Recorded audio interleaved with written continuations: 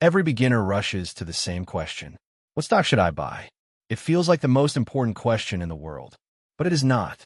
There's a far deeper question you must answer first, and almost nobody does. Not what should I buy, but who am I in this market? Get that one right, and every other decision suddenly becomes clear. Get it wrong, and no stock pick can save you. Think of it like this. You would never ask a stranger, which car should I buy, before they knew anything about you. A race car driver and a parent of 4 toddlers need completely different cars.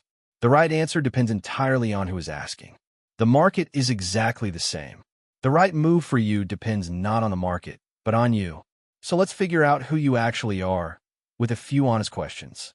The first and biggest question: are you an investor or a trader?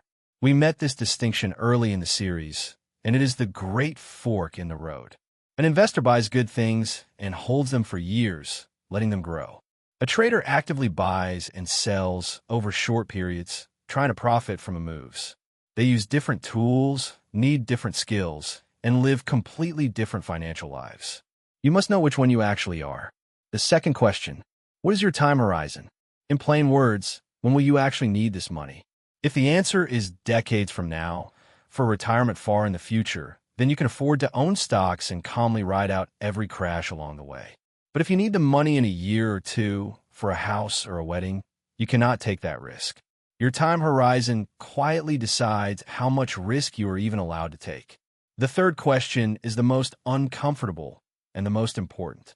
What is your true risk tolerance? Not the brave number you say out loud, but the real one. Picture your entire portfolio falling 40 or even 50% in a brutal crash. Now be brutally honest. Would you hold calmly, or would you panic and sell everything at the bottom? If a big drop would make you bail, your real risk tolerance is far lower than your ambition, and you must build a calmer portfolio that you can actually stick with. The fourth question: what are you actually trying to achieve? Your goal shapes everything. Saving for a comfortable retirement, buying a home in 5 years, and trying to build generational wealth are 3 completely different missions, and each demands a different strategy.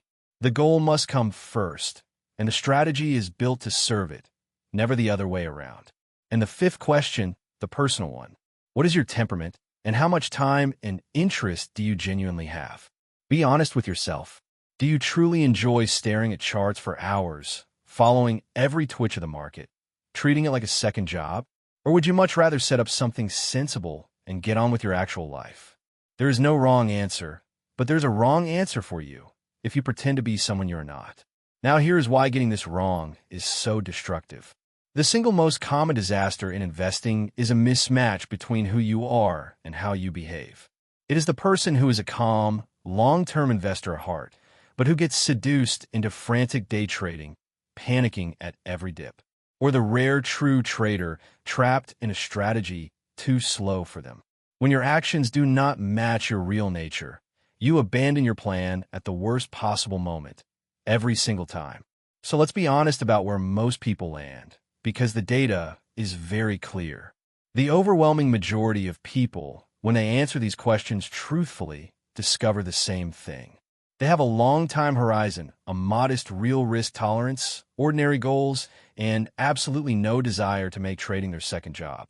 In other words, the honest answer for most people is, I am a long-term investor. And that single realization points directly at the strategy that fits them. That strategy, of course, is the one this whole series keeps arriving at. If you're a long-term investor, you do not need to pick the perfect stock or time the market at all.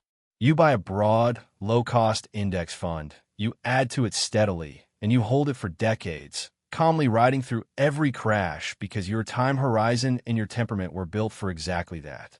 The answer to who am I leads straight to the simplest possible plan.